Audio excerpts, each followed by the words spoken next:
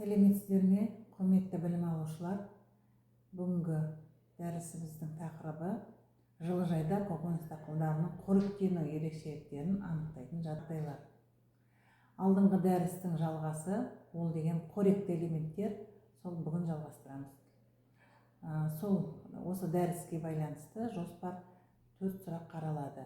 Бірінші, жылыжайда көкөніс дақылдарының қоректену ерекшеліктерін анықтайтын жағдайлар.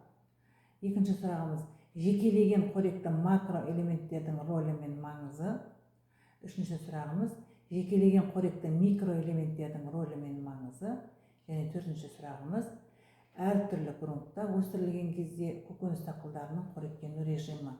Жылыжайдағы көкөніс дақылдарының минералды қоректенуі олардың ашық жерде қоректенуінен айтарлықтай ерекшеленеді және өзіндік спецификасы бар. Өсімдіктердің қоректік заттарға деген қажеттілігі ол дақылдың, сорттың, гибридтің биологиялық ерекшеліктерімен және олардың өнімділігімен анықталады.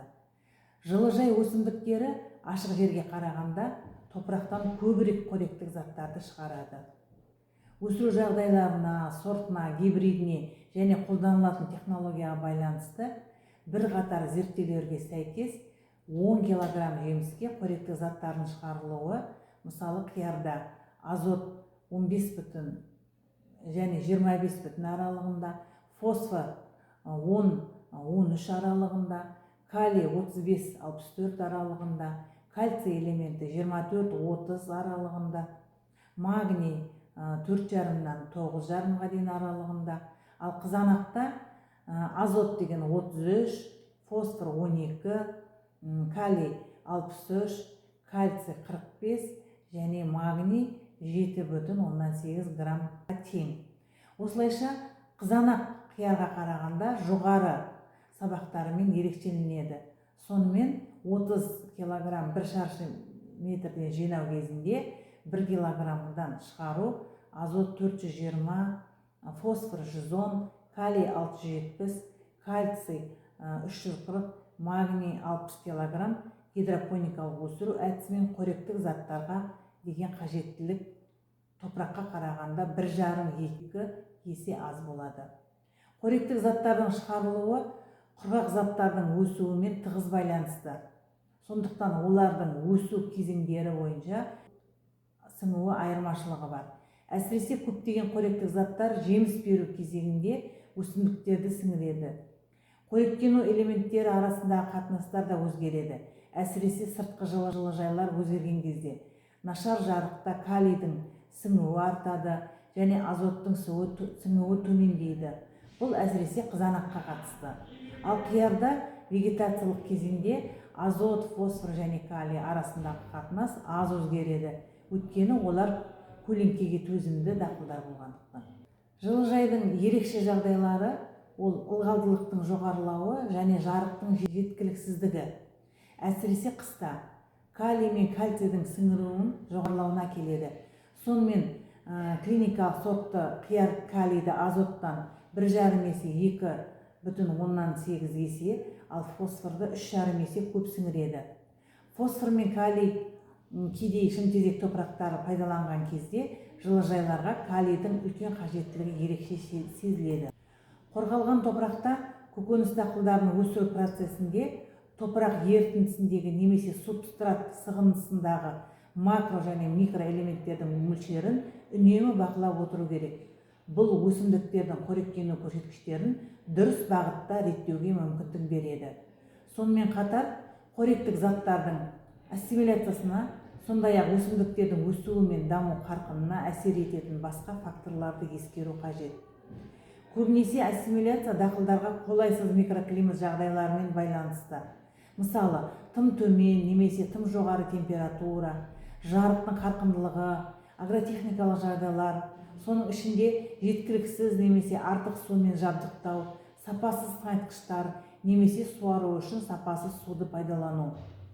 Қоректенудің жетіспеушілігі, нақты жетіспеушілік, ассимиляция емес, топырақтың немесе қоректік ерітіндінің қышқылдылығының сәйкес емес реакциясы, ол артық қоректену, дамымаған тамыр жүйесі, дұрыс емес суару, катиондар мен аниондардың жоғары концентрациясы, әсіресе натрий және хлор, сонымен қатар өсімдіктердің қоректік заттардың сіңуіне теріс әсер етеді.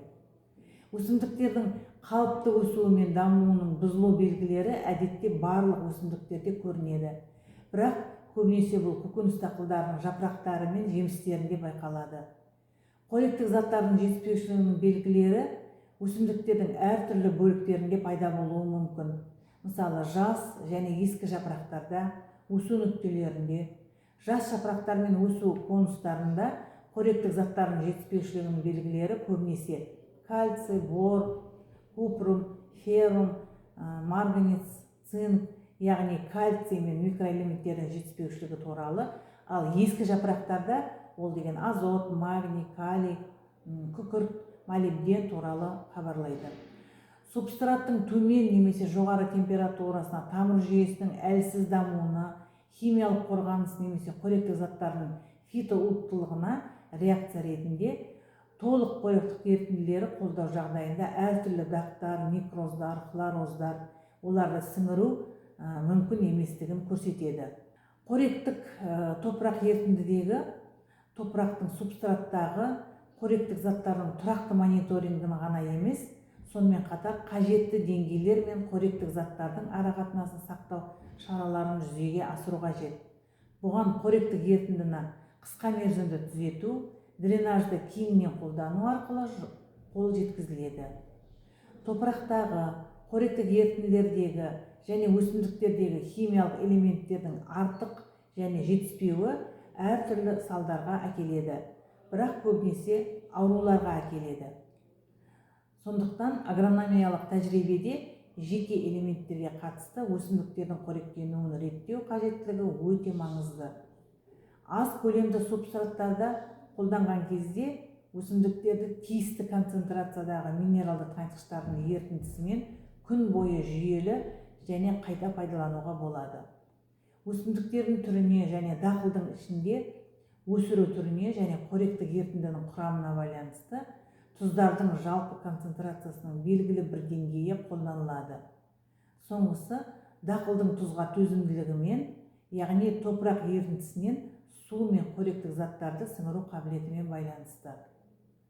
Жұмыс ерітінділеріндегі тұздардың оңтайлы концентрациясы дақылдардың өсу және даму фазалары, температура мен жарықтандыру деңгейлері, жеміс жүктемесі бойынша өзгереді. Бірақ топырақ ерітіндісінің тұздануына төзімділігін ескере отырып, оны әрдайым бақылау және түзету қажет. Топырақ ерітіндісінен қоректік заттардың ассимиляциясының қарқындылығы, температура мен жарықтандыру, ауа мен субстраттың ылғалдылығы сияқты факторларға байланысты. Мысалы ол қоректі элементтердің сіңімділігін төмендететін басқа факторлар.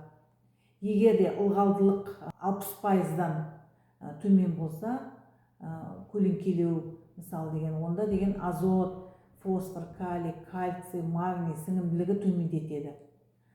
Егер де pH 6,5-ге дейін көтерілу және одан жоғары болса, онда кальций түсуін тежейді. pH 6,5-ге дейін көтеру фосфордың сіңімділігін күшейтеді, әсіресе натрий және хлор қатысуымен. Егер pH 7-ден жоғары болатын болса, онда калийдің артық түсуі пайда болады. Феррум жоғары мөлшері кальцийдің түсуін тежейді. Егер де pH 5-6 аралығында болса, нормаға қарсы pH жоғарылауы, ол бор, купрум, феррум, магний, цинк қол жетімділігін төмендетеді. Егер де pH 5-тен төмендеуі, ол молибденнің қол жетімділігін төмендетеді. Ал егер субстрат температурасының 13 градустан 20 градусқа дейін көтерілсе, онда темірдің, марганецтің, купрумның элементтерінің түсуі артады. Сондай көрсеткіштерге байланысты өсімдіктер ауруларға шалдығады. Сыртқы белгілері бойынша өсімдіктердегі қоректік заттардың жетіспеушілігі немесе артық мөлшерін анықтау ол дұрыстау емес негізінде. Өйткені өсімдіктің аштық белгілері көбінесе минералды заттар мен улану белгілеріне ұқсас. Әртүрлі элементтердің жетіспеушілігінің белгілері бірін-біріне ұқсас болады. Мысалы, азот, күкірт және фосфордың жетіспеушілігі бірдей белгілерімен сипатталады. Ол деген жапырақтардың жалпы сарғаюы, өскіндердің өлуі. Ал бұндай жағдайларда дұрыс диагноз қою үшін жапырақтарды талдау қажет. Өйткені күкірт жетіспесе, жапырақтарда азот көп болады, ал азот жетіспесе, оларда күкірт көп болады. Азот пен фосфор арасында ұқсас байланыс бар. Егер сабағының сарғаюы және өлуі азоттың жетіспеушілігінен туындаса, жапырақтарда фосфор көп және азот аз болады. Және керісінше, егер өсудің нашарлауы фосфордың жетіспеушілігінен туындаса, онда жапырақтарда азот көп және фосфор аз жиналады. Осыған байланысты өсімдіктер неше түрлі өзгеріске ұшырайды. Жапырақтардың түсінің өзгеруі оны немесе хлороз деп айтамыз, немесе ұсақ жапырақтар өсімдіктердің минералды қоректенуінің бұзылуынан ғана емес, сонымен қатар кейбір вирустық аурулардан, тамырлардың зақымдануынан, немесе субстрат пен қоректік ерітіндінің төмен температурасынан туындауы мүмкін. Бұндай жағдайларда жапырақты талдау хлороздың себебін дәл анықтауға мүмкіндік береді. Минералды қоректену жағдайларын диагностикалау үшін өсімдіктерді химиялық талдау негізінен өсімдіктердің қоректік элементтерін алып тастау мен олардың өнімділігі арасында тығыз байланыс бар екендігіне негізделген. Өсірілген дақылдардың жоғары өнімділігі өсімдіктердің жасушалық шырынның оңтайлы концентрациясымен ғана алынады. Жапырақтарды химиялық талдау нәтижелерін пайдалану талдау деректерін бұрын алынған стандартты көрсеткіштермен салыстырудың қарапайым міндеті болып көрінеді. Алайда бұл талдаудың нәтижелерін бағалау өсімдіктердің химиялық құрамына, қоректік қоспаның құрамындағы қоректік заттардан басқа көптеген факторларды, мысалы атап айтқанда дақылдың түріне, өсімдіктердің онтогенетикалық және филогенетикалық жасына, сондай-ақ қоршаған орта жағдайларына әсер ететіндігімен күрделене түседі. Кейбір жағдайларда қоршаған орта факторлары өсімдіктердің кейбір элементтері мен қоректенуіне қатты әсер етеді. Сонымен субстраттың төмен температурасында, ол деген 10-12 градусқа тең болған кезде, өсімдіктерге азот, магний және әсіресе фосфордың түсуі күрт әлсірейді. Тамырдың зақымдануы, сондай-ақ ерітіндідегі жеке аниондар мен катиондардың антагонизмі тамыр жүйесінің сіңіру қабілетін төмендетуі мүмкін. Сонымен қатар субстратта карбонатты қосылыстардың болуы фосфаттардың тұндырылуына әкеледі. Қоректік ерітіндінің pH сілтілік реакциясына қарай өзгерген кезде темір жетіспеушілігінің белгілері байқалуы мүмкін, өйткені pH жоғары болған кезде ол тұнбаға түседі. Мұның бәрі ерітіндінің оңтайлы құрамы болса да, қоректік заттардың қалыпты сіңуінің бұзылуына әкеледі. Жапырақтарды химиялық талдау әдісі өсімдіктердің қоректенуін оңай бақылауға және реттеуге болатын топырақсыз дақылда ерекше маңызға ие болады. Біз деген агрохимия пәнінде микроэлементтерге, қандай элементтер, макроэлементтерге, мезоэлементтерге жататынын оқып кеттік. Мысалы, қайталап айтатын болсақ, макроэлементтерге азот, фосфор, калий, микроэлементтерге темір, магний, цинк, сондай сияқты тағы да басқа элементтер сияқтылар жатады.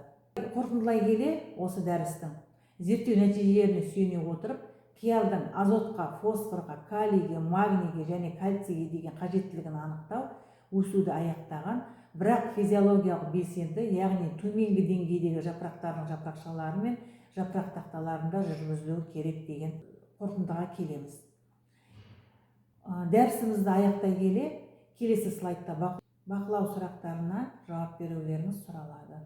Назар қойып тыңдағандарыңыз үшін үлкен рахмет.